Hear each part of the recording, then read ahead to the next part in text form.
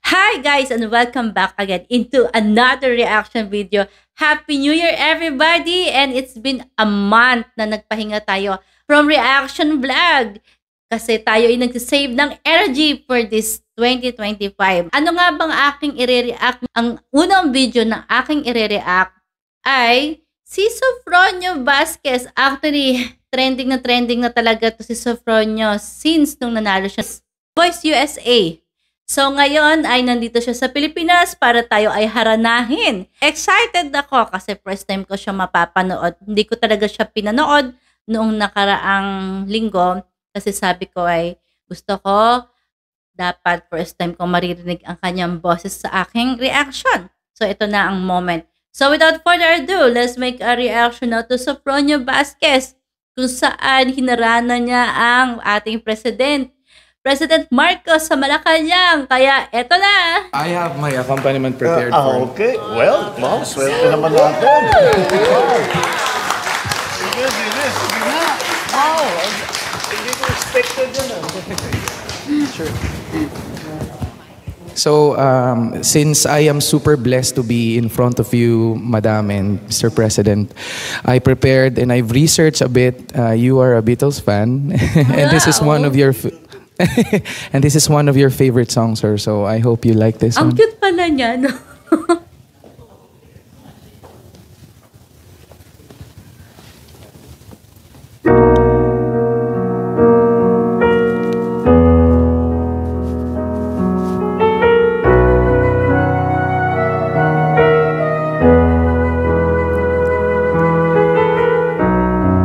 Imagine there's no heaven. Wow! My God.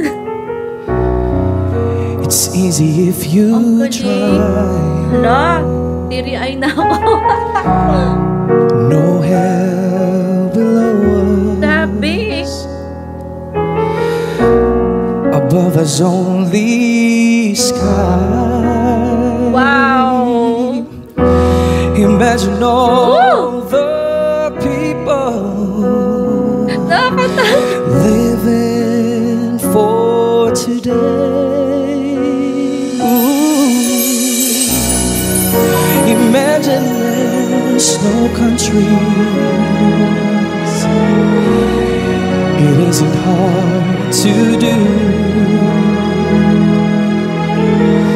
and nothing to kill or die for, and no religion too. Imagine all the people living life in peace. You may say I'm a dreamer, but I'm not the only one. Grabe. I hope someday you'll join us and the world be as one. You may say I'm a dreamer, yes I am, but I'm not the only one. I hope someday you'll join us and the world will be as one. Ah, galing. Thank you so much. Ang linis. Grabe, kinikilig ako. Grabe, ang galing. Salamat po. Wow, galing. Oo nga eh. And hindi lang po yun, Mr. President. Gusto ko pong kantahin yung winning song ko. And this is, this is the most nerve-wracking. But I am so excited to sing my winning song. And this is called A Million Dreams.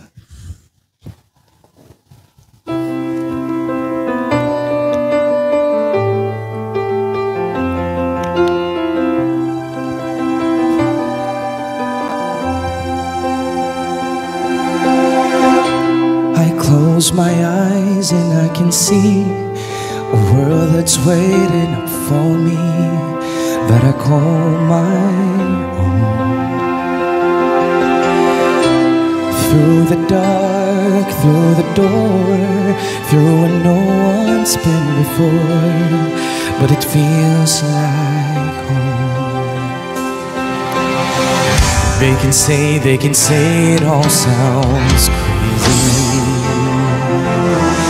They can say I've lost my mind. I don't care if they call me crazy. Run away to the world where we desire. 'Cause every night I lie in bed, the brightest colors fill my head. A million dreams are keeping me awake. I think of what the world could be, a vision of the one I see. A million dreams, it's all it's gonna take.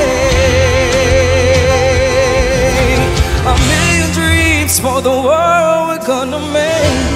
However big, however small, let me be part of it all. Share your dreams with me. We may be right, we may be wrong, but say you bring me along to the world you see, to the world I close my eyes to see. I close my eyes.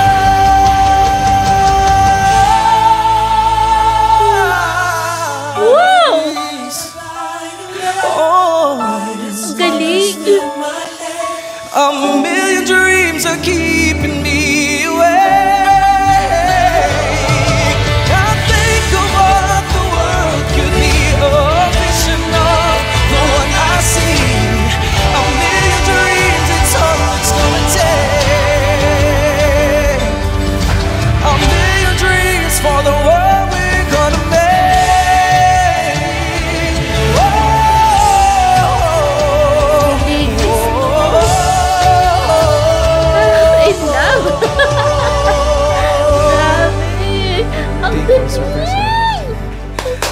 A million dreams for my world, who's gonna make? Grabe!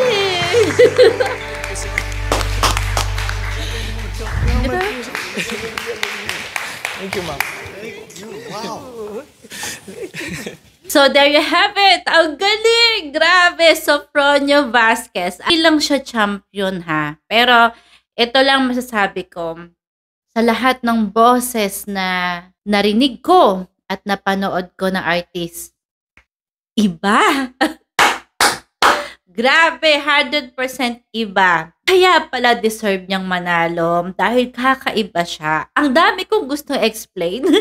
Hindi naman ako talented singer, pero ang dami kong gustong explain na habang pinapanood ko na siya, alam ko na yung sasabihin ko. Alam ko yung mga napansin ko. Alam ko na agad lahat yan eh. Although first time ko siyang nakita na nag-perform at hindi ko talaga siya pinanood since The Voice US or nung nag-champion siya, kahit nung kung saan man siya kumanta, hindi ko talaga siya pinanood. Kasi gusto ko, pag nag-vlog ako ulit, is maramdaman ko yung unang reaction ko kay Sofronio sa boses. Although wala talaga tayong alam sa mga terms, pero ito lang napansin ko. Ang linis, grabe. Alam mo yung parang pinagsamang balladeer na R&B, pero yung pagka-R&B way niya, modern style. At saka meron siyang sariling style. Hindi siya yung typical na R&B. Pag sinabing R&B, alam mo na yung style, iisa. 'Di ba? Ganun yung ibang tao. Pero siya, wala akong nakitang ginaya. Wala akong nakitang style na nakuha sa iba. Even kay Michael Bublé, 'di ba? Kumbaga, coach man niya si Michael Bublé, pero hindi rin niya kinuha yon. Meron din siyang kanya, sarili niya, at yung sarili niyang pag-express ng kanyang talent at boses, ganda pa rin yung kakalabasan. Ang napansin ko din, kasi fanatic nga ako ng mga singer, marami din tayong pinapanood, live gig sa personal, at saka meron din ako mga pinupuntahang live streamer sa mga apps, ganyan, katulad ng TikTok. So, yung iba, pag bumibirit, kala nila maganda. Yung iba sumisigaw, yung iba OA, yung iba maingay. Parang, yung gaganon, di ba? Pero siya, ang ganda nung ginawa niya. Alam mo yung parang umpisa pa lang, may style na siyang iba eh. Tapos nung bumirit siya, hindi birit na birit. Tapos, alam mo yung parang alon, tapos biglang naging roller coaster, pero bagay pa rin. Hindi ko ma-explain. Let's say ganito, siyempre ang mga singer, bibirit yan. Tapos biglang magme-mellow. Halatang halata mo, di ba? Ganun. Pero sa kanya, let's say alon na tumaas yung boses niya. Yung alon biglang naging roller coaster, pero nag-jive in pa rin. Wala kang nahalatang paano niya nagawa. Ang galing ng style niya. Saka, hindi niya talaga ino-OA ang lahat. Hindi siya maingay kumanta. A Million Dreams! Napakataas niyan. I was expecting na, yun nga, medyo baka biritera. Ganun. Parang ganun yung way. Pero hindi eh. Nung una kasi ganito, imagine kasi diba yung unang kinanta niya. So, let's say mellow lang. Yun nga. Tapos sabi ko, okay, boses niya. Parang ganon.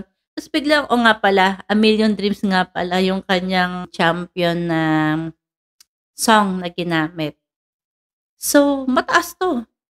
Tapos biglang, ang galing. Ang galing ng way niya. Hindi ko na-expect yun. Usually, di ba, nagiging mellow lang ang tao pag medyo love song na mababa lang yung kanta or kaya acoustic, yan relax. Pero si Sofronio, kahit anong song, ang relax niya kumanta. Although nagawa niya lahat, mataas ang boses, bumirit, mellow, nakaka-relax pa rin, ang linis, napaka-smooth. Ang humble pa niya, no? Doon ako natutuwa. Very humble siya. At lalo siyang nagiging cute more, even more, dahil sa ka-humble niya. Kasi sa iba yan, Diyos ko, ang angas na yan, ang yabang na yan. Kasi mataas na yung talent niya, mataas na yung ere niya, sikat na siya sa buong mundo. The Voice USA lang naman, di ba? Pero ang maganda kay Sofronio, andun pa rin siya sa lower ground. Yun pa rin. At alam mo yung napaka-humble, pero ang high value pa rin yan tingnan ng walang ere. Kasi Mr. President lang naman ang kausap niya. Mr. President lang naman ang nasa harap niya. Pero parang pantay lang sila. Bukod sa champion siya ng The Voice, parang pantay lang. At ang nakakatawa, nakita niyo ba yung mga facial expression niya pag kinakausap siya ni President? Hindi talaga siya nagbabat in. Nakangiti lang, parang pinipresent lang niya yung sarili niya na eto, binigyan kita ng sample, sana magustuhan mo. Pero in a nice way pa rin. Napakabait niya.